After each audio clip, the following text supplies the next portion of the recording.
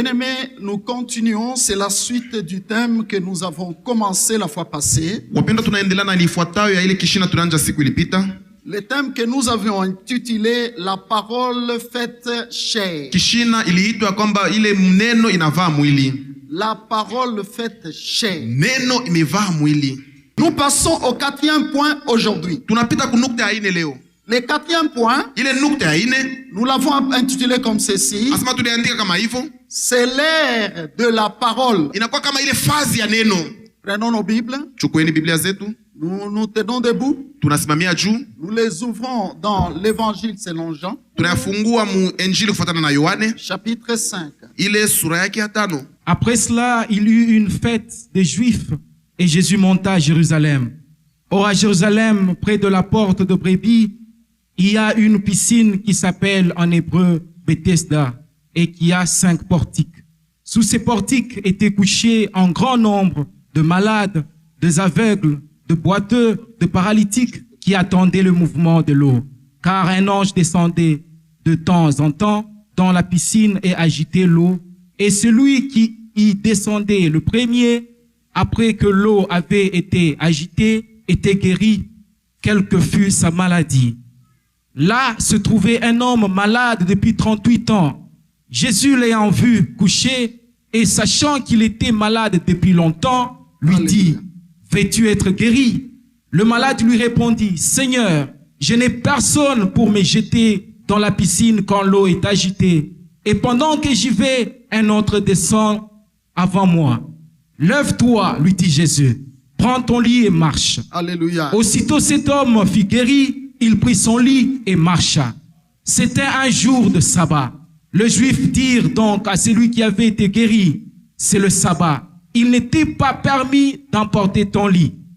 Il leur répondit, celui qui m'a guéri m'a dit, prends ton lit et marche. Et ils lui demandèrent, qui est l'homme qui t'a dit, prends ton lit et marche? Mais celui qui avait été guéri ne savait pas qui c'était, car Jésus avait disparu de la foule qui était en ces lieux. Depuis, Jésus le trouva dans le temple et lui dit, voici, tu as été guéri, ne pêche plus, de peur qu'il ne t'arrive quelque chose de pire. Amen. Amen. Lorsque le Saint-Esprit m'enseignait la parole que je vous proclame aujourd'hui,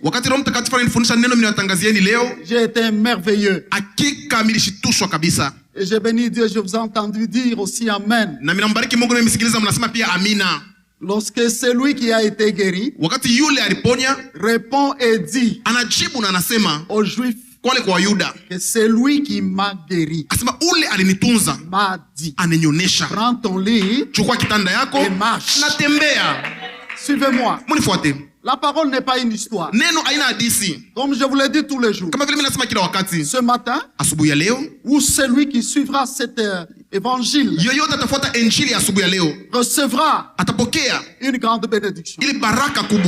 C'est peut-être tout ce qui lui manquait à sa vie, afin de voir la main de Dieu. Bien-aimé, tout ce qui se passe sur la terre, il n'y a rien du nouveau. Comme je l'avais dit la fois passée, nous aujourd'hui, nous ne faisons que copier. Bien-aimé, écoutez-moi. Jésus arrive, il y trouve, si vous voulez, il passe près d'un endroit où il y avait beaucoup de malades, des aveugles, des boiteux, des paralytiques. Il y avait une piscine qu'on appelait la piscine de Bethesda. Et beaucoup de gens étaient pleins là-bas. Pourquoi? Parce qu'il y avait la guérison. Et il y avait une guérison, frère, pour toute maladie. Les mouvements étaient là. Lorsque l'ange bougeait l'eau, c'est lui qui descendait le premier. Frère, il sortait guéri. La Bible dit très bien, quelle que soit sa maladie, quelle que soit son infirmité. Un endroit comme ça, frère. Je crois que le monde entier viendrait là-bas. Hein? Oui. Ndio. On dit non, un cancer. Banasema o cancer. Non, c'est une maladie incurable. Ni magonjwa ila basi kutunza. Non, il reste 3 jours. Kuna mbakia tu mashiku 3 utakufa. Je crois les gens se disaient. Na mimi watu walikuwa wanasema je vais aller mourir à la piscine. Mimi nitaenda tu nikakufia kule kumbirika. Alléluia. Amen. Voyez? Munaona? Alors qu'il y avait aussi na kwa kulikuwa tena pia un homme mtu qui a fait 38 ans malade. Alifanya miaka 38 na magonjwa. 38 ans paralysé. Miaka 38 alikuwa tu mwenye kupoza. 38 ans couché sur les lits. Miaka 38 mwenye kujilaza pa kitanda. Écoutez l'évangile. Sikilizeni injili. Ce n'est pas l'histoire de cet homme. Haina hadithi ya yule mtu. C'est ton histoire toi qui. Inakuwa ni hadithi yako wewe unakuja hapa. Gloire au Seigneur. Amen. C'est mon histoire de moi qui suis ici. Inakuwa pia hadithi yangu mimi niko hapa. J'ai fait 35 ans. Mimi nafanya miaka 35. Malade sans connaître le Seigneur. Mgonjwa bila kumjua Bwana. Quelqu'un a fait 40 ans. Mtu afanya miaka 40. Quelqu'un a fait c'est pas 25 ans. Mtu anafanya miaka 25 sans connaître le Seigneur. Bila kumjua Bwana. Cela est plus qu'une maladie. Ile inashindia magonjwa. Vous voyez aujourd'hui, les gens qui vivent sans Dieu, ce sont des gens très malades. Quoique physiquement, vous les voyez comme si, voilà, il est très bien, en bonne santé, en bon point et autres. Mais ils sont malades. Alléluia. Amen. Quelqu'un a un problème qui dure très longtemps, ou une maladie dont il n'arrive pas à guérir physiquement, spirituellement. Alléluia. Amen. Une douleur. On ne consomme que les calmants. Il n'y a pas de problème. Les gens étaient là. Et chaque fois, c'est pas si l'ange descendait chaque heure. Ou il descendait après 30 minutes, je ne sais pas. Tout ce que nous savons est que les gens avaient les regards sur l'eau. Personne ne regardait ailleurs. Suivez-moi. Et lorsque l'eau était agitée, la Bible dit, c'était la course. C'était la course. La guérison était pour celui qui courait après les autres. Je ne sais pas.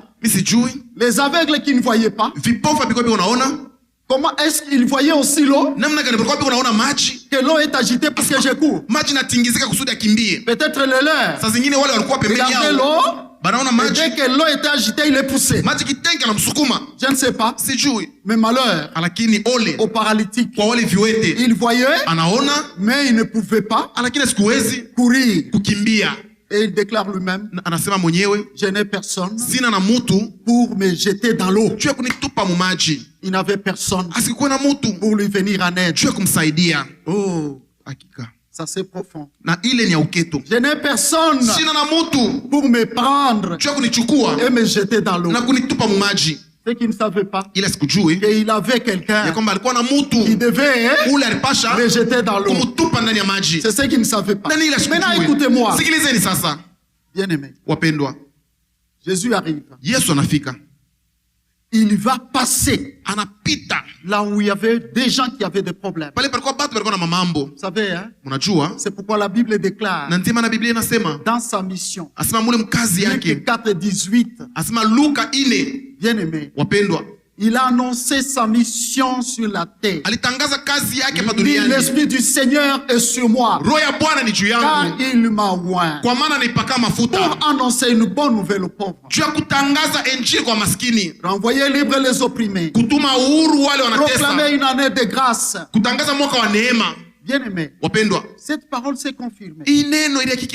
Voilà qu'il passait auprès des gens qui ont des problèmes. Je crois que ce matin, Jésus passe auprès de quelqu'un qui est aussi dans un état où il a fait longtemps, où il se pose des questions, il n'y a personne qui ne me vient en aide, il y a une chose impossible dans ma vie. Et Jésus arrive, il trouve cette personne. Bien-aimé. Mpendwa. Pendant que les gens regardaient Wakati watu wanatazama sur la piscine. juu ya ile birika. Bien-aimé. Wapendwa. Cet homme, Ule mtu Jésus s'approche. Yesu anamkaribia. Regardez comment il a procédé. Angalia vile alitenda. Il lui dit ceci. Anamuonesha hivi. Veux-tu être guéri? Unapenda kutunzwa? Voyez? Mnaona?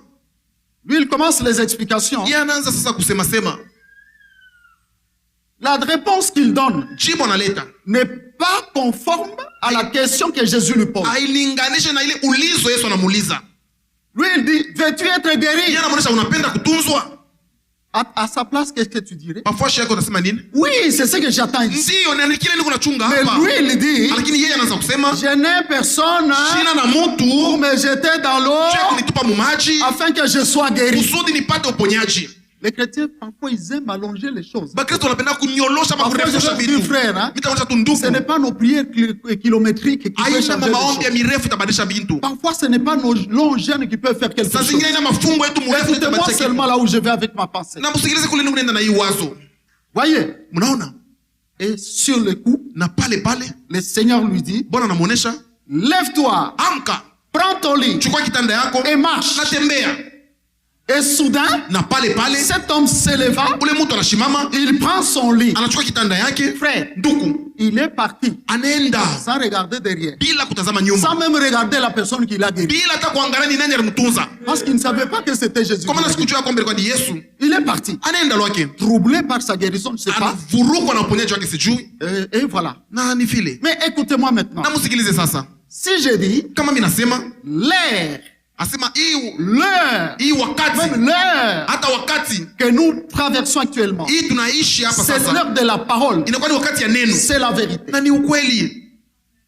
Le Seigneur est venu. Bwana alikuwa C'est ce jour-là na ni siku zile qu'il a changé ili alibadilisha la méthode ile namna qui existait avant. ile ilikuwa kwa zamani, La méthode où ile namna ile quelqu'un doit passer des années, mtu anapaswa kucha miaka beaucoup d'années, miaka mingi attendant eko na chunga sa guérison. ile uponyaji wake. Il change de méthode Anabadilisha namuna pour dire, hein, kusema et maintenant, sasa hivi ne regardez pas msitazamie là où vous regardez. kule mko Il naangalia, faut regarder quelque part. inabidi kutazamia fasi mmoja. Lorsqu'il a dit, Wakati anasema lève-toi et marche, amka na tembea, les paralytiques, asema ule kiwete connus de tous, anasema pote se balimjua, relèvent anaamka et marchent. na anatembea. Frère, Nduku, vous croyez que les gens n'ont pas poussé des cris? mnaamini kwamba pato bakulalamike? Je crois que Na mimi naamini ya kwamba les gens watu qui regardaient la piscine walikuwa wanatazamia kubirika, ont levé leurs yeux, walitosha macho yabo, ont ôté leurs yeux wanatosha macho sur la yabo piscine juu ya ile birika et regardaient na wanatazamia derrière. nyuma yao. Et derrière là où ils ont regardé, Nyuma kule wanatazama, ils ont vu wanaona que les paralytiques asema ule dont ils kiwete connaissaient ule balijua étaient debout, alikuwa mwenye kushimama étaient debout. na alikuwa mwenye kushimama. Et je crois Na mimi naamini que tous ont compris asema wote que walielewa ce n'est plus asema iko tena le temps de se mouiller dans l'eau, wakati ya kurobana de maji rester longtemps ya kubaki wakati en train de regarder dans l'eau. kutazamia kule maji. C'est le temps Inakuwa maintenant wakati sasa de ya regarder kutazamia à ce qui vient de se kwa passer nini derrière. inapitikana huku nyuma, Qu'est-ce qui s'est passé nini derrière? inapitikana nyuma. La parole. Neno. Alléluia. La parole. Neno, La parole. neno, Une seule parole. neno mmoja tu, Une seule parole neno mmoja tu a suffi iliendesha pour qu'un problème de 38 ans mambo ya miaka makumi soit manane résolu dans une seconde. ipate jibu mtakika tu mmoja. Bien aimé, Wapendwa, écoutez, musikilize, il a utilisé quoi? alitumia nini? Voyez, Mnaona, si je dis Jésus, kama mimi nasema Yesu c'est la parole faite chair. anakuwa ni neno imevaa mwili, Un seul mot, tamko tu mmoja, une seule parole ile neno tu mmoja a suffi ilitosha pour que kusudi l'homme mtu malade, mgonjwa, frère, nduku, il vivait dans l'impossible alikuwa kunaishi mu maneno ya nguvu pendant kabisa. que même les autres sautaient pour leur guérison. Kwa ile wakati wengine wanaruka Lui, kwa c'est uponyaji hapo, impossible. yeye haikuwezekane. Une seule parole Neno tu mmoja a levé les paralytiques. na ilienda kumwamsha ule kiwete. Ça veut dire quoi? Ile manake nini? Frère, Nduku, Jésus a changé le temps. Yesu anabadilisha wakati. Ne regarde pas Usitazamie tena là où tu regardes. kule unaangalia, unakaa Ce que unatazamia. je vous dis ici est vrai. Ile mimi nimeshapa ni ya kweli. Ne regarde pas ailleurs. Usiangalie tena fasi zingine. Ceci veut dire Hii manake et commence anaanza à regarder anza kuangalia à la parole. kuneno. Regarde à Jésus. Tazamia juu ya Yesu. C'est lui la Ni parole. yeye neno. Alléluia. Amen. Je vais vous dire pourquoi nous avons des problèmes. Temelesha nchini nini tuko na mambo. Et voilà, Na tazameni cet homme part ule mtu anaenda sans voir, sans dire quoi que ce bila soit. kusema chochote. Mais quelque temps après, Lakini kisha wakati mmoja Jésus le trouve dans les temples. Yesu anamkuta mwekalu. Voyez, Mnaona?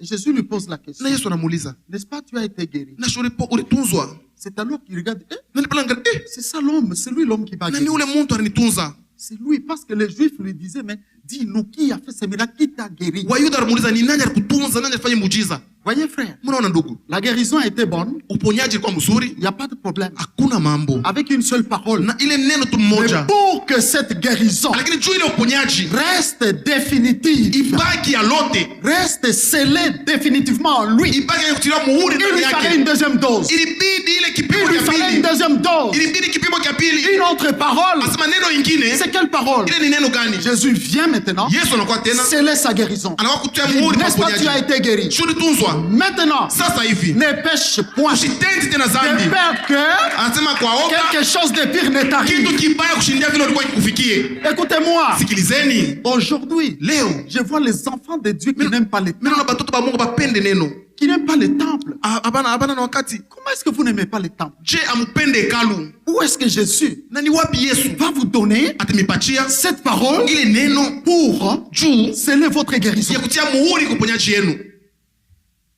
Alléluia. Amen. Où est-ce que vous allez, frère? Ndugu, Si même la Bible dit quelque part kama hata Biblia inasema sehemu que moja, celui qui a des oreilles ule iko na masikio entende asikilize ce que l'Esprit dit ile roho iko nasema aux églises. kumakanisa.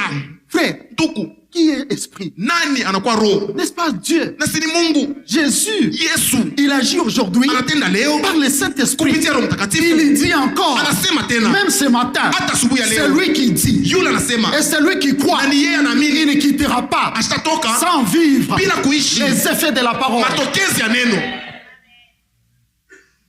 Alléluia. Amen.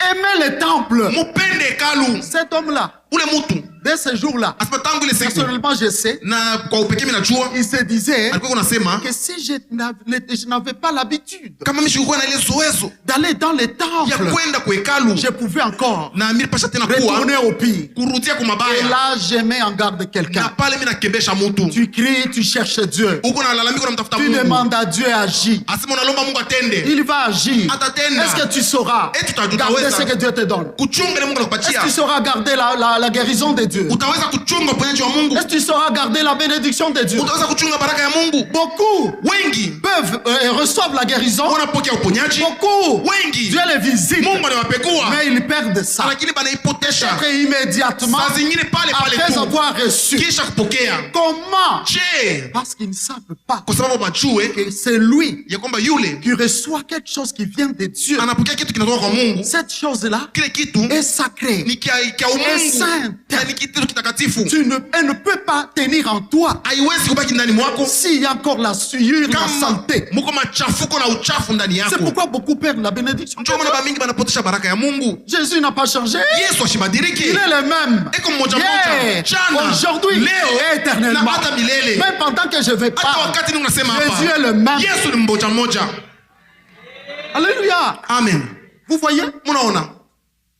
Regardez. Tazameni. Il a été guéri. Hein? Aliponya Alors, na pale il va parler en mal de l'autre. anaenda kusema mabaya juu ya mwingine. Je ne te trompe pas. Sikudanganye. Va parler en mal de quelqu'un. Wewe ndo kasemezea mabaya juu ya mtu. Ce que tu as reçu de Dieu Kile ulipokea kutoka kwa Mungu. s'en va. Itenda mbali na Tu le wewe. perds. Unaipoteza. Je ne suis pas dur avec l'évangile. C'est ça l'évangile. Shina mgumu na injili na njoo inakuwa injili. Vous voyez? Mnaona? Toi, tu as reçu la bénédiction de Dieu. Wewe unapokea baraka ya Et Mungu. puis tu ne vas pas vivre Kisha yake uende kuishi dans la pureté. mwile Voilà muusafi. pourquoi je ne cesse de répéter Njoo kama nami narudielea que paka. nous sommes dans une génération perverse. Tuko mkizazi Et cha c'est Jésus le upumbavu. Seigneur qui l'a dit. Na ni Yesu Bwana aliisema. Une génération Asema ile où kizazi les hommes kule watu n'ont pas le respect hawana na heshima du sacré. ya ile maneno ya Mungu. Les hommes ne craignent pas Dieu. Les hommes, Watu hawaogope Mungu. frère, Ndugu, voyez, mnaona? c'est pourquoi même de nos jours, Na ndiye maana hata siku ya leo les miracles sont rares. miujiza kwako. C'est qu'on dit des miracles, Ile banasema miujiza. pour la plupart, dans la plupart des cas, Asema kwa wakati mingi frère, ndugu. ce sont des, comment je peux appeler ça? Ce sont des faux miracles. Asema ni miujiza tu ya bongo. Moi, je vous dis, frère, quand Jésus agit, le Seigneur agit. Wakati Bwana anatenda. Hein? Ndugu, Frère, ndugu. il n'est pas un Dieu qui peut te guérir Ashina Mungu et atakutunza. puis il laisse encore une partie. Anacha tena sehemu ya magonjwa. Non, frère. Hapana ndugu. S'il dit, il t'a guéri. Kama anasema nakutunza, Tout est yote inaenda. Gloire au Seigneur Jésus. Amen. L'ère a changé. Wakati inabadilika. C'est le temps de la parole. Ni wakati ya neno. Et vous verrez comment Satan a travaillé. Na mtaona vile shetani alitumika. Frère, ndugu, les hommes n'aiment pas la parole. Watu hawapende neno. Or, na kwa kuwa celui qui a été guéri, ule alitunzwa, regarde, tazameni, il rencontre un combat. Anakutana na ile vita. Lui, il s'est réjoui, il jouit de sa guérison. Ye anafurahikia ile uponyaji wake. Les Juifs, Wayuda, frère, n'oubliez pas que dans le monde, il y a toujours quelqu'un qui ne sera pas content de ta bénédiction. C'est la vérité. Je vous dis la vérité. Il y a toujours quelqu'un qui enviera ce que tu es. Il est là. Tous ne t'aimeront pas. Les Juifs, au lieu de se réjouir, que non, il y a quelqu'un qui a visité la terre. Dieu nous a visités. Et ils vont combattre cet homme. Dis-nous qui t'a guéri. Dis-nous qui t'a guéri. Pour que vous fassiez quoi? Est-ce que vous l'avez guéri? Et est-ce qu'il n'avait jamais entendu parler de Jésus? Voyez? Allez, c'est le sabbat. Dépose ton lit. Ouais, ce sont les gens qui pensaient connaître la parole. Non, nous c'est la loi. Voilà comment ils violent la loi. Les hommes pensaient connaître frère, alors qu'ils ne connaissaient rien. Les Juifs, frère, par rapport à la loi de Moïse, ils pratiquaient des choses incroyables, mais ils n'avaient pas la révélation. Allez, dépose ton lit. Écoute cet homme. Il leur répond. Il dit, déposez les lits. Parce que c'est le sabbat, je ne dois pas transporter quelque chose. Écoutez, c'est lui qui m'a guéri, m'a dit, prends ton lit et marche. Écoutez, si Jésus t'a guéri, si Jésus a fait quelque chose dans ta vie, c'est lui que tu dois écouter. Tu n'écouteras personne d'autre. Mais malheureusement, Jésus dit ceci. Vous m'appelez Seigneur et Maître. Vous le dites bien. Mais pourquoi ne faites-vous pas ce que je dis?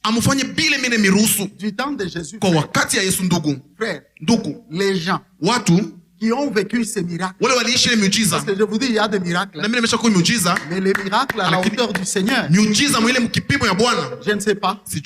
Depuis son départ, depuis qu'il est monté au ciel, s'il y a quelqu'un qui est allé au cimetière, aller ressusciter quelqu'un qui a fait 4 jours dans la tombe. Même dans les livres, les témoignages, je n'ai jamais entendu. Alléluia. Amen. Ça, c'est la vérité. C'est papa-là. C'est la parole. Lui-même, la parole me fait chair. Vous voyez?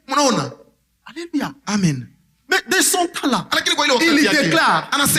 Il regarde les gens. Quand je vous regarde, il dit, vous m'appelez maître. Vous m'appelez Seigneur.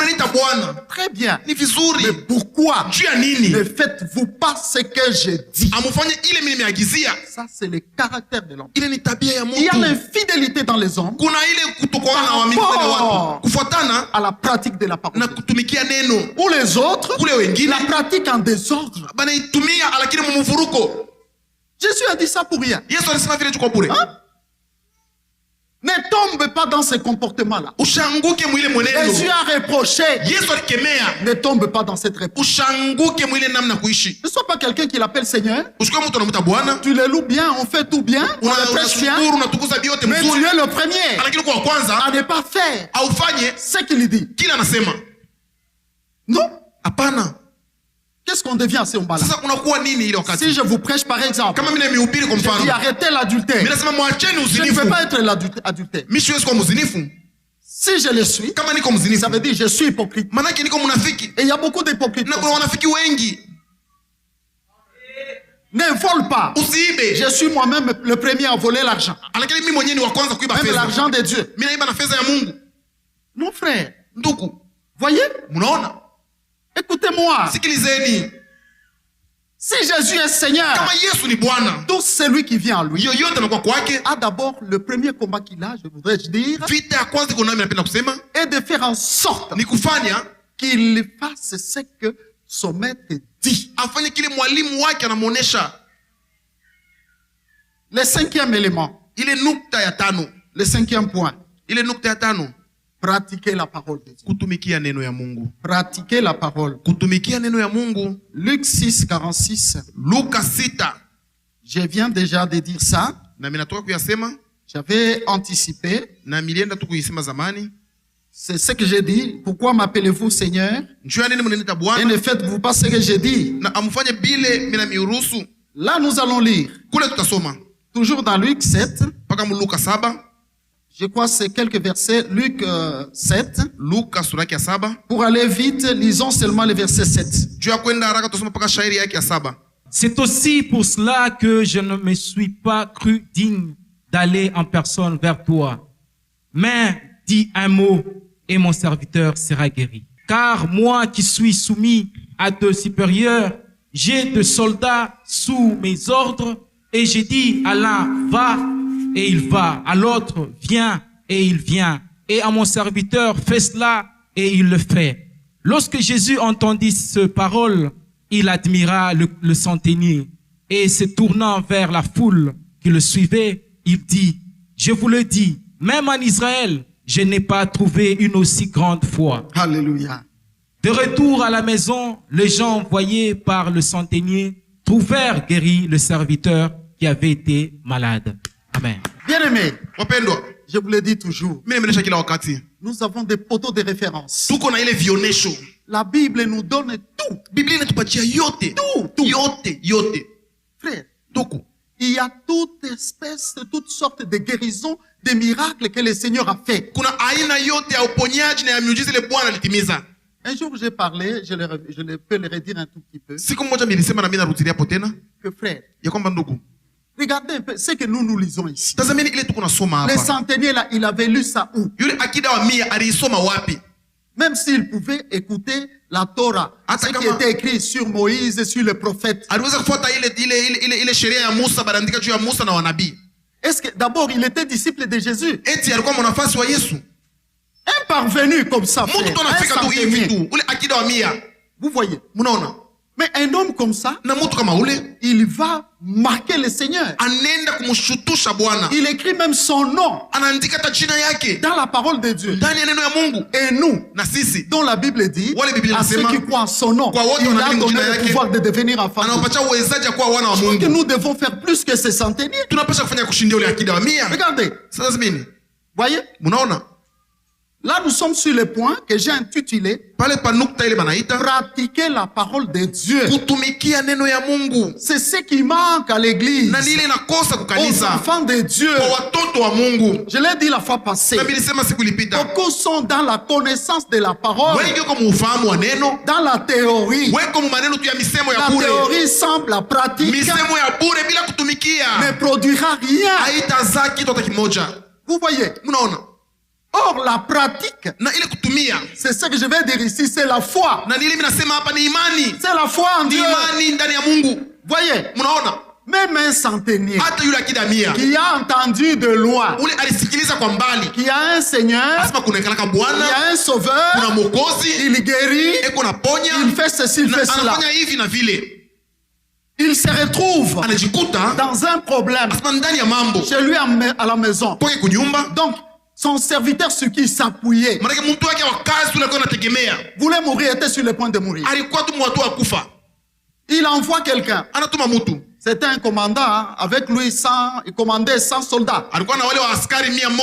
Voyez frère. Alors il dit, allez lui dire s'il peut venir guérir mon serviteur. D'ailleurs, lui, le centenier a juste parlé. Mais écoutez, quand les gens sont allés auprès du Seigneur, ça c'est une parenthèse. Ils ont dit, il mérite ça. Ce sont les gens qui sont allés prier pour lui. Il mérite ça. C'est quelqu'un qui aime notre nation. En d'autres termes, c'est quelqu'un qui aime les gens.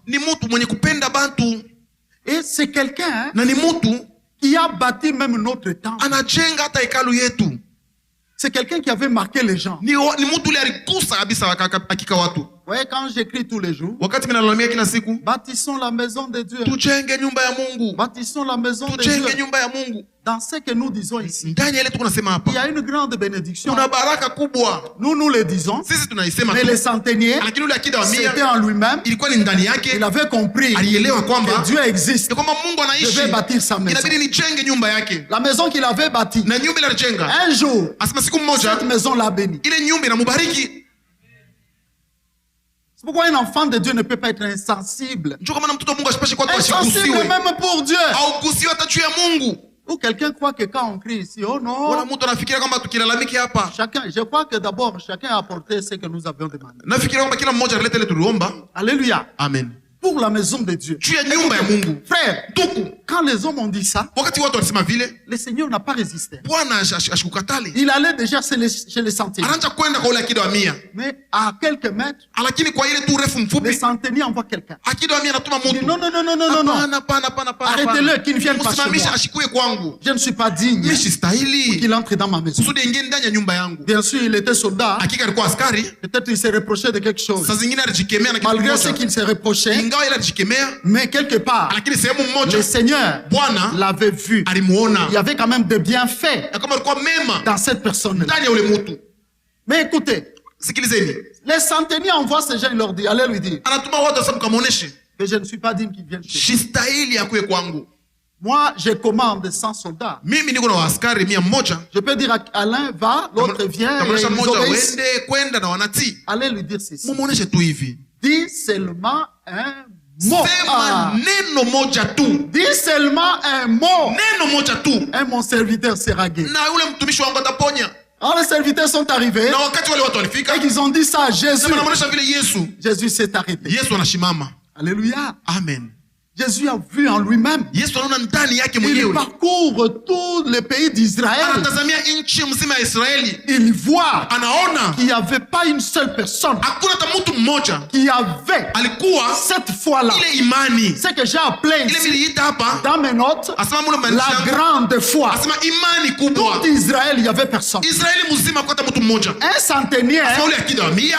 quand il dit ça, frère, Wakati anasema je vile, crois que même les apôtres, mimi nafikiri wale wa Jésus mitume n'a pas tena loué leur foi. Yesu Mais il a plutôt loué la foi de ce ashikushukuru ile imani ya mitume, centenier-là. lakini ya ule Laissez-moi akida wa vous dire, 100. frère. Acha nionyeshe ndugu. Parfois, Kwa wakati ce sont les gens qui sont dehors ni watu wa nje qui seront les premiers à entrer dans le royaume. wale watakao kwanza kuingia Le Seigneur mfalme. Jésus l'a dit. Bwana Yesu alisema, Si tu es toujours là, kama uko à pale l'église, mkanisa, tu écoutes, unasikiliza, mais entre-temps, lakini kwa wakati tu es la même personne. uko mmoja mmoja, Une pierre, asema ile je chiwe vais dire comme une pierre, kama chiwe, on la prépare, asema mais il nitayarisha, n'arrive pas à cuire. lakini C'est aive dangereux. inakuwa hatari. Il a dit d'ailleurs, hein, Na tena que alisema, les publicains asema ni wale watunza vous kodi précéderont dans le royaume des wote cieux. watangulia mfalme wa Les mbingu. publicains et les prostituées Wale watunza kodi na wale vont vous wakahaba précéder dans le royaume wote des cieux. tutangulia mfalme wa mbingu. Vous savez, il y a des gens qui ont marqué Jésus. Kuna watu walimgusa Yesu, Une prostituée, asema frère, ule kahaba prend ndugu quelque chose de valeur. anachukua kitu cha Il bei, vient, anakuja elle vient, elle brise ça sur Jésus. anavunja hayo, anaimwanga juu ya Yesu. Jésus ne pouvait pas dire Yesu asiwezi kusema qu'il y a des gens qui comprennent kuko batu banaelewa ce que je suis, kile mimi nakuwa plus que ceux qui sont avec moi. kushindia pale beko pamoja nami. Être avec Jésus, ça ne Kuwa suffit pamoja pas. na Yesu haitoshe. Il y a quelque chose que nous devons Kuna avoir. kitu tunapaswa kuwa nakyo. Bien-aimés, Wapendwa, suivez-moi. munifuate. Et alors, Na tena Jésus s'arrête. Yesu anashimama, Il dit, anasema même en Israël, hata je Muisraeli n'ai pas rencontré sikute une aussi grande foi. imani kubwa kama hii. Quelle est la grande foi? C'était quelle foi? Na ilikuwa ni imani gani? C'était quelle foi, frère? Ilikuwa ni imani gani ndugu? C'était une chose difficile à faire? Ilikuwa kitu kigumu ya kufanya?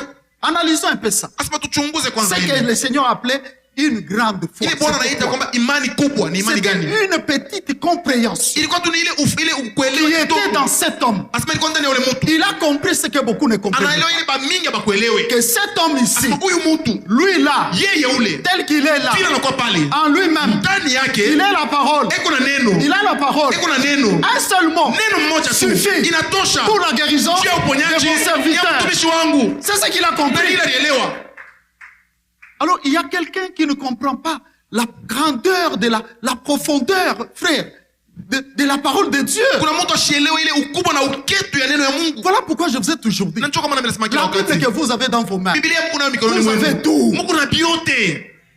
Vous n'avez pas besoin peut-être de toute la parole. Les centeniers ont profité d'une seule parole pour avoir ce qu'ils demandaient. Une seule parole. Il n'avait pas de Bible, hein, comme toi et moi. Mais il est venu sans Bible, avec une petite compréhension. Moi, je crois qu'il y a des gens, vous savez, les gens qui sont passés, comment je vais dire, dans les services militaires. On les a appris la discipline. Dans le service militaire, je n'ai pas été là. Mais on sait pas, frère, il y a la discipline et l'ordre. Ce n'est pas dans le service militaire que quelqu'un peut se lever le matin. Il tient peut-être un mauvais langage à son chef. Prison. On fouette prison, c'est comme ça. Voyez, si on le met quelque part, il est là, frère. Vous les avez jamais vus? Il fait les gardes-corps que je ne sais pas quoi. Il ne bouge pas. Même s'il est fatigué.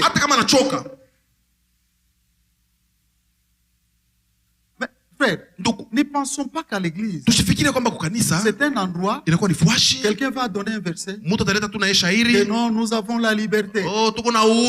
Oh, la liberté. C'est plus que la prison. Quand on vient à l'église, regardez toutes les paroles que nous avons entendues. Et ce que nous avons nous-mêmes appris. Et nous les avons dans nos mains. Est-ce que nous utilisons ça? Nous pratiquons. Nous pratiquons. Frère, les centeniers a compris qu'un seul mot suffit pour la guérison. Dis seulement un mot. C'est comme je vous avais dit la fois passée. Dans Psaume 33, que toute la terre tremble devant l'Éternel. Car il dit, et la chose s'accomplit. Il ordonne, et la chose existe. C'est la vérité. Alléluia. Amen. Et la chose existe. Ce matin même, s'il dit un mot, c'est ce matin que tu vas voir les choses que tu attends. Un seul mot, ça suffit. Le problème avec les chrétiens, ils ne pratiquent pas. Pourquoi ne pas pratiquer? Voyez. Or, pratiquer la parole, c'est ça la foi. Jésus a dit, je n'ai jamais rencontré aussi une grande foi. Tout le monde écoutait, tout le monde avait la parole, mais il ne la pratiquait pas. La grande foi, c'est connaître que quand Jésus dit un seul mot, ce mot-là s'accomplit. La Bible que nous lisons, un seul mot de la Bible, si Jésus a dit, fais ça, tu seras guéri. Je l'ai fait, je dois être guéri. C'est pourquoi je l'appelle que il est la parole faite chair. Il est la parole faite chair. Regardez, entre nous frères, je confirme ce que j'ai dit. Jésus va à la tombe de Lazare. Quelqu'un qui est mort pendant 4 jours. Il arrive là-bas. Il a utilisé quoi? Il a dit apporter un engin pour déplacer la pierre. Il a utilisé quoi? Il était debout. Ôtez la pierre. On ôte la pierre. Il sort la parole. Lazare, sors. Hey. Et les gens ont vu le mort sortir. Sortir, frère. Hein? Et quelqu'un va jouer avec la parole. C'est comme il peut dire. Il se tient tout simplement là. Il dit, toi qui es malade, tu es guéri. Toi qui es stérile, tu es fait comme un an. Toi qui boite, allez, lève-toi et marche. Il dit seulement un mot. Voyez, frère, c'était lui-même la parole faite chair. La fois passée, je vous l'ai dit, mes frères, mes soeurs, que ça m'étonne. Et on ne peut même pas s'étonner. 70 disciples qui écoutaient la parole ont abandonné les Seigneur. Cette parole, on ne peut pas la supporter. Vous savez, C'est comme ici dans cette église. Il y a quelqu'un qui m'avait dit, pasteur, il n'y a pas d'autre chose à prêcher. Tout ce que tu dois dire, il faut que tu cites les péchés. En face, hein? Bon, il y a des gens qui te parlent comme c'est quelqu'un qui avait grandi en Europe. Il m'avait dit comme ça. Je lui ai dit, c'est la grande maladie. Voyez frère, même toi, regardez, là où on proclame l'évangile, hein, l'évangile qui guérit. Parce que même dans le monde, tout ce qui guérit parfois fait mal. Est-ce qu'on peut dire qu'on va t'opérer? Il va même avec joie. Hein? Vous allez entrer les jeûnes et les prières, soutenez-moi. Vous avez peur. J'appelle quelqu'un ici.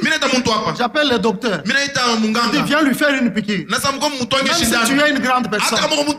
Tu vas crier. Tu vas crier, n'est-ce pas? À l'hôpital, il n'y a pas de bonnes choses. Hein? Et moi, je dis, frère, ce n'est pas un bon endroit.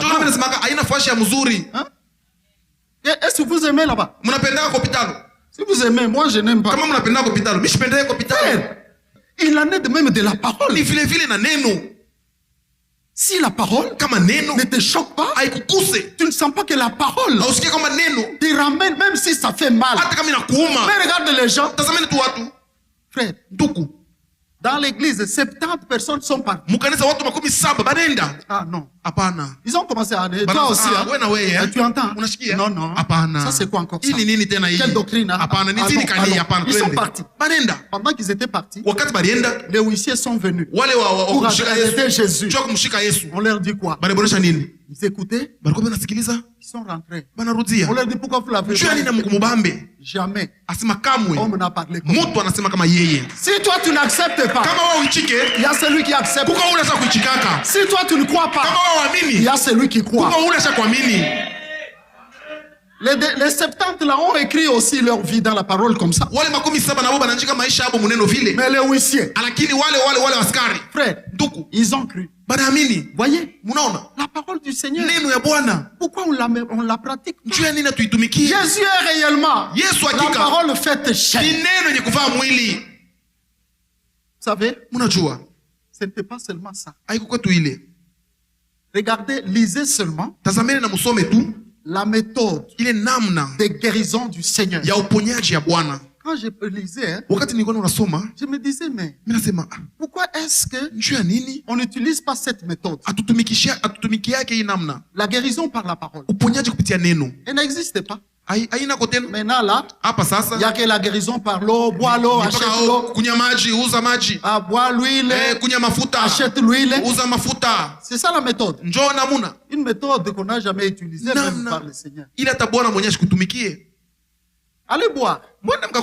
Voyez? Allez acheter l'huile. Allez acheter. Mais il ne faut pas venir me laisser ça au bureau parce qu'il y a des gens qui m'ont laissé ça au bureau. Quelqu'un m'avait laissé même tout un bidon. On a pris. Non, un bidon. On a prié pour ça. Maintenant, vous m'amenez ça, moi je vais amener ça. Et ça là, on t'a enseigné comme ça. Pourquoi cette méthode n'existe pas? Or, c'est la méthode la plus puissante. La guérison par la parole. La délivrance par la parole. Frère, il a seulement parlé. Lazare est sorti. Voyez, même la cananéenne, elle est venue pleurer. Ma fille est guérie. Jésus l'a traité durement. Non, on ne peut pas prendre la nourriture des enfants et les jeter aux petits chats.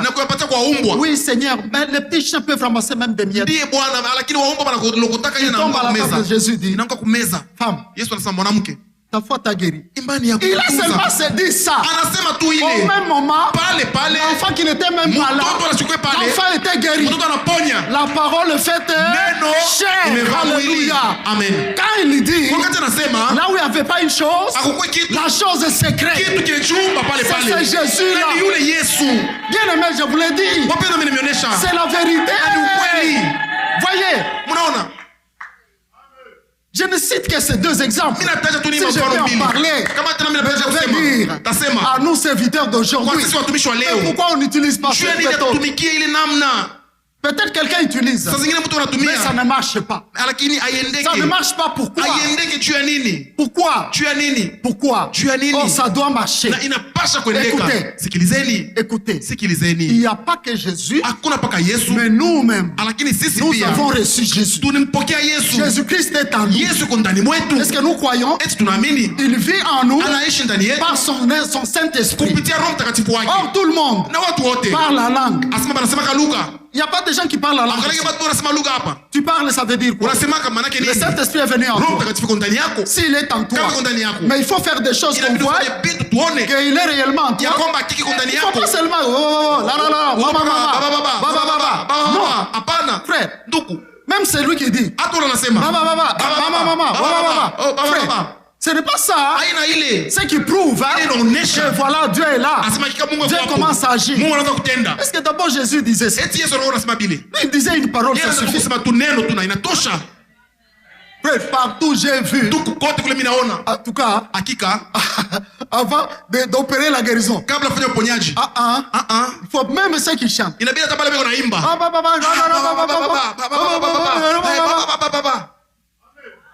Regardez, le Seigneur Jésus a dit ça. Écoutez seulement ce qu'il a dit. C'est lui qui croit en moi fera aussi de plus grandes choses. Ça veut dire quoi? Cette parole me donne déjà le pouvoir. Et grave encore, il nous a dit ceci: tout ce que vous demanderez en mon nom, je le ferai.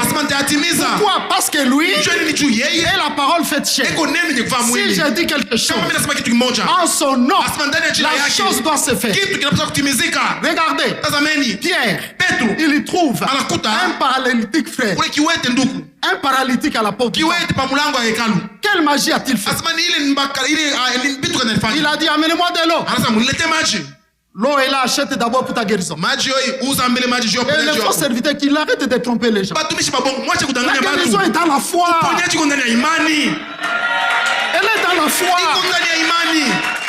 Quelqu'un qui n'a même pas la foi, tu lui donnes l'eau, va être guéri. Quelle fausse guérison? Ou quelqu'un qui vit en désordre, tu lui dis: achète seulement, tu dois être guéri. Non, frère. Voyez, Pierre, il a déjà incarné Jésus. Il trouve le paralytique. Frère, il n'a pas fait 10 minutes. Donnez-moi l'argent. Il dit: je n'ai ni or ni argent, mais ce que j'ai, je te le donne. Qu'est-ce qu'il avait? Il avait quoi? Le nom de Jésus. Alors il dit: au nom de Jésus, lève-toi et marche. On voit le paralytique se lever. Et il a commencé à sauter. Il sautait.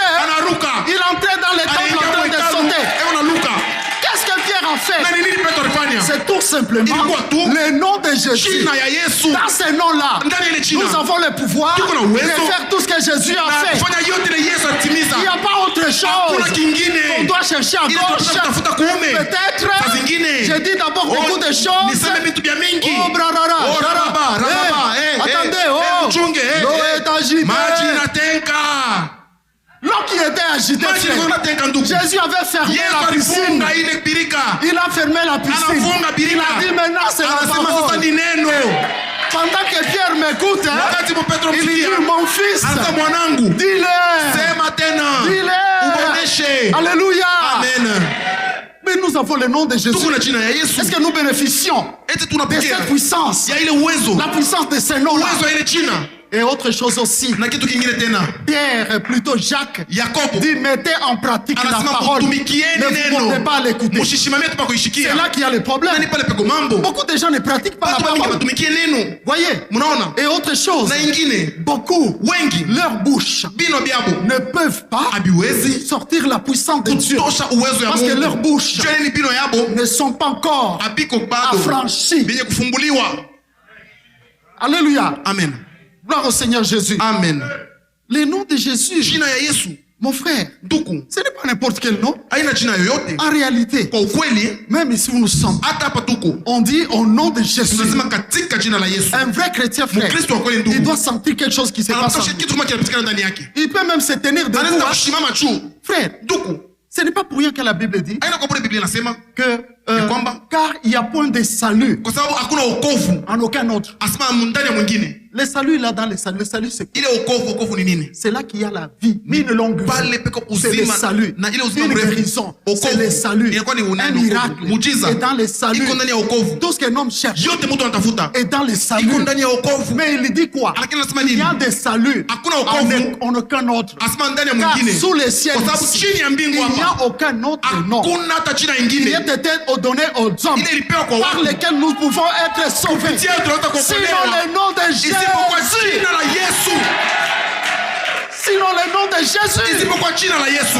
Mes frères, Watu, comment prendrons-nous ce nom? namna gani tutachukua hii jina? Voyez, Mnaona? ce n'est pas à nous à prendre à la Haina légère. jina ya kucheza nayo. Quand on parle du nom de Wakati Jésus, tunasemeza jina la Yesu, pendant que je donne ce message, wakati naleta hii mjumbe, vous savez, je suis en train de terminer. mnajua nini unamaliza? La Bible dit Biblia quoi? inasema nini? Prenez aussi par-dessus Chukueni tout pia juu ya yote l'épée de l'esprit, ile mpanga ya qui est la roho parole de inakuwa Dieu. neno ya Mungu. La parole de Dieu, Neno ya Mungu c'est une épée. inakuwa ni mpanga. Et on appelle cette épée Na banaita ile mpanga l'épée du Saint-Esprit. mpanga wa Roho Mtakatifu. Ça veut dire quoi? Ile maana yake nini? Dans tous les combats, Ndani ya mavita c'est la yote. parole. Asema chukua neno. Ce n'est pas n'importe quelle parole. Haina neno C'est la yoyote. parole que j'ai pratique. Neno ile Et non tunatumikia. pas la parole que tu piétines. Hapana neno unakanyanga. Une parole que tu écoutes. Neno Tu unasikiliza. dis non. Unasema hapana. Je vais voir après. Mimi nitaona Je vais kisha. obéir après. Nitatii kisha. Non, frère. Hapana ndugu. C'est ce qui manque à cette Na nini génération. nakosa kwa hii kizazi? Si le centenier était ici, Kama akida mimi alikuwa hapa. il regarderait et Alipaswa dirait, kuangalia anasema, vous ne comprenez rien. amuelewe kitu. Moi, je n'avais pas vu Jésus. Mishi kumonake Yesu. J'étais loin. Nilikuwa mbali. Mais j'ai déjà reçu ma Lakini guérison. nilipokea uponyaji La wangu. guérison de mon serviteur. Uponyaji wa mtumishi Mais wangu. nous-mêmes, Lakini sisi wenyewe avec Jésus, pamoja na Yesu avec le pouvoir na de son nom. uwezo ya jina lake. Ce qui veut dire que même là où tu Ile es, maana hata pale huko au nom de Jésus, Mchina la tu Yesu. peux changer les choses. unaweza kubadilisha maneno. On ne joue pas avec la parole. Usicheze na neno.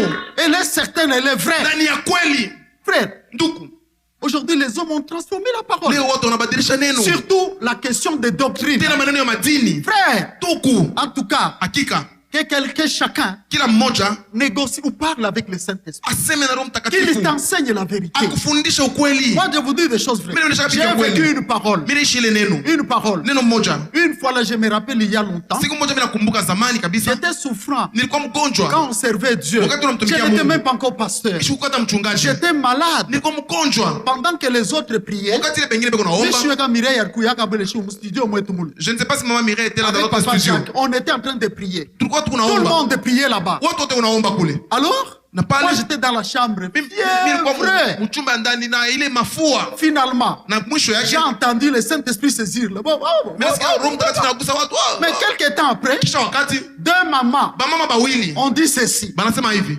Elles ont dit, Banasema on va prier pour frère Ogi. twende tukamwombee ndugu Ogi. Je suis descendu du lit, je me suis mis à genoux. Mimi nashuka mkitanda, mimi natwanga magoti. Je les cite. Mimi Allez bataya. les demander, j'avais déjà dit ça. Mkabaulize kisha Maman kusemaka. Nadine, ma fille, Nadine Sungu. Mama Nadine Sungu. Maman Kalongo, maman Vicky. Mama Vicky Kalongo. La maman de notre sœur Clémentine. Mama ndugu yetu Clementine. Elle venait. Alikuja. Moi aussi. Na mimi pia. Voyez, je me mets à genoux. Mimi natwanga magoti. Elle venait s'approcher pour m'imposer les mains. Balikuwa kubeona karibia juba Dès nibarikie qu'ils ont mikono. étendu leurs mains, Wakati bananyosha mikono elles yako. sont tombées Banaanguka. et tous au même moment. Bote pale pop. Et elles ont commencé à pleurer, Na banaanza kulia. à se repentir. Banaanza kutubu. Seigneur, Bwana, pardonne-nous. uturumie. Nous ne savions pas Hatukujua qu'on n'a kwamba pas le droit hatuna de haifadhali toucher à ton serviteur. tukuse mtumishi wako. Et aujourd'hui, Na leo les femmes viennent bénir les hommes. wanawake wanaobariki wanaume. Hein? Hein? Et on croit que, Na frère, mnaamini asema cet ordre-là, ile agizo ne jouez pas avec eux. msicheze. Il y a un inférieur qui sache qu'il y a un supérieur. Kama mtu wa chini ajue kama kuwa juu. Honore-le aussi. Ce Umheshimu. n'est pas toi qui dois le Haina poser wewe les mains. unapaswa kumtilia mikono. Allez leur demander, Mwende mkawaulize. ou quelqu'un discute. Wala mtu anabishana. Qui discute? Nani anabisha? Je suis dans le manteau de la parole. Asema niko Viens, mkacha neno. viens toucher ma Kwa tête ici. kusa Viens, kichwa. Kwa kusa viens, kichwa. Kuya. viens. Elle est là. Iko hapa. Hein? On va même te filmer, on te verra partout. Mes frères, mes sœurs, je termine par une chose. Dans Apocalypse 22, voyez comment Jésus a clôturé, a conclu la parole. Ça, je lis moi-même. 22, verset 18. La Bible dit, je le déclare à quiconque entend les paroles de la prophétie de ce livre. Si quelqu'un y ajoute quelque chose, Dieu le frappera de fléaux décrits dans ce livre. Et si quelqu'un retranche quelque chose des paroles du livre de cette prophétie, Dieu retranchera sa part de l'arbre de la vie et de la ville sainte décrite dans ce livre. C'est lui qui atteste ces choses dit. Oui. Je viens bientôt. Amen. Amina. Viens, Seigneur Jésus. Que la grâce du Seigneur Jésus soit avec tous. Amen. Frère, vous voyez, frère, ce livre ici, personne n'a le droit d'y ajouter, ni pas moins d'y retrancher, ni pas moins d'interpréter à son gré, ou peut-être trafiquer avec cette parole du Seigneur.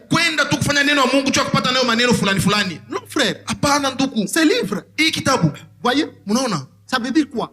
Cette parole ici, si tu ne pratiques pas, c'est que Dieu t'a enseigné. Ça veut dire que tu retranches. Qu'est-ce qu'il a dit? Il retranchera aussi ta part de l'arbre de vie. Et on ne peut pas y ajouter. Parce que je cherche un intérêt. On vient masquer quelque chose derrière la parole. Dieu a dit, Dieu ajoutera aussi. Il y a le fléau qui nous attend. Surtout nous qui écoutons la parole de Dieu. Ayons du respect par rapport à la parole de Dieu. Dieu a parlé. Tu as entendu Dieu parler. La Bible dit quoi? Les solides fondements de Dieu, voyez, sont debout avec ces paroles qui lui servent de sceau. Frère, tout ce que Dieu a créé sont soutenus par le sceau de Dieu. Voyez, le sceau rend authentique quelque chose, un document ou quoi. Si la chose n'est pas scellée, elle n'a pas de valeur. Tout, c'est la parole de Dieu. Mais comment aujourd'hui on peut voir les gens, ils ne comprennent pas. Ils pensent que la parole de Dieu, c'est quelque chose à jouer avec. Toi qui m'écoutes ce matin, je te dis la vérité. Si cet enseignement est venu pour toi, change seulement. Comme ceux-là que j'ai enseigné.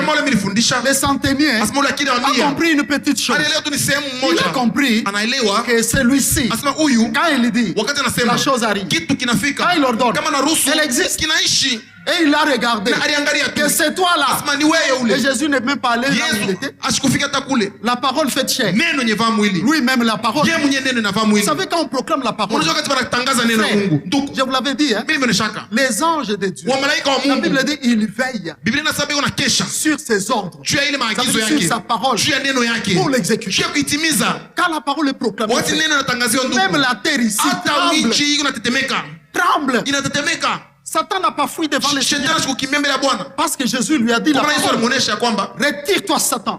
Car il est écrit, tu adoreras le Seigneur ton Dieu, et lui tout seul. Mais malheureusement, Satan aussi va chercher la parole. Comme aujourd'hui, il y a beaucoup de gens qui utilisent abusivement la parole de Dieu. Quel péché! Quel péché! Ne vous ai-je pas dit? J'ai été édifié par un serviteur dont j'ai lu, il a vécu un témoignage terrible. Il connaît un accident et il s'était cassé les coudes. Lui, il avait les grâces parce que Jésus lui apparaissait comme ça. Toi qui ne crois pas qu'il est réel, reste, mais moi, Jésus est vivant, il est réel. Maintenant, il commence à s'interroger, mais pourquoi le Seigneur ne m'a pas protégé? Pourquoi il ne m'a pas protégé? Frère, il entend une voix audible. Le Seigneur lui dit ceci. Oui, tu as raison de te demander pourquoi je ne t'ai pas protégé. Frère, même nous tous, quelque chose t'arrive, commence à te demander. Le péché, ce n'est pas seulement on dit impudicité. Même c'est lui qui n'honore pas la parole de Dieu. C'est lui qui la transforme.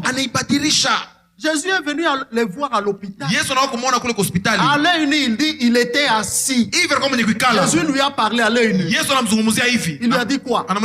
Je t'avais dit que je vais te dire pourquoi cet accident est arrivé. C'est parce que tu as péché contre ma parole.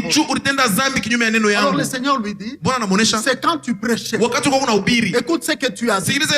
Tu as dit, le Seigneur m'a donné le ministère de docteur et prophète. Il dit, dans ma parole, j'ai dit que le ministère commence par apôtre, prophète, évangéliste, docteur, et plutôt pasteur, et puis docteur. Tu devais dire, le Seigneur m'a donné le ministère de prophète, et puis docteur. Il a juste changé cet ordre-là. Frère, d'abord moi j'avais eu peur. Aujourd'hui, vous voyez, tout le monde cherche à prêcher. Même les femmes, vous les femmes. Tout le monde, on ne veut pas nous empêcher.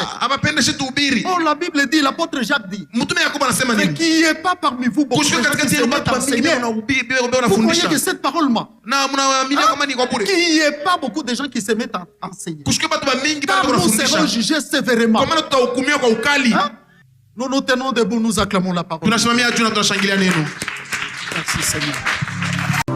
Mercy will not be available when the saints have gone.